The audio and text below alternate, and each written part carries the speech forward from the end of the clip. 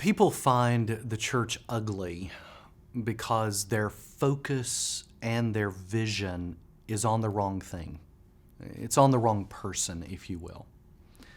They're focused on those who make up the church. Sinners.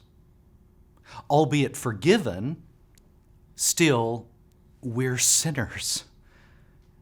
In her own eyes, the church is full of spots and blemishes.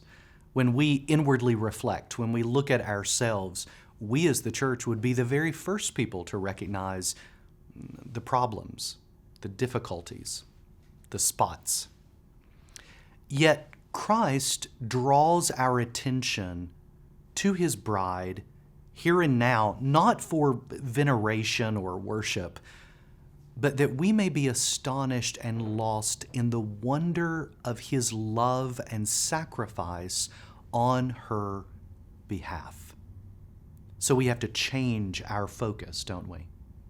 The church is beautiful because the lens through which Christ regards her is his cross, the focal point of blood, righteousness, forgiveness, union, justification, regeneration, and grace.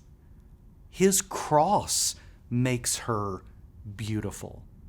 It's not about the people. It's not about our failures. No, his perfection makes her beautiful. You see, it's his sacrificial, substitutionary, sinless blood that washes her garments white as snow. It's nothing that we do, but it's all that he has done. The cross of Christ makes her beautiful not only inwardly by justification, but also outwardly by sanctification. And so from giving second birth to final glory, the righteousness of Christ creates a beautiful church. And so let me say this.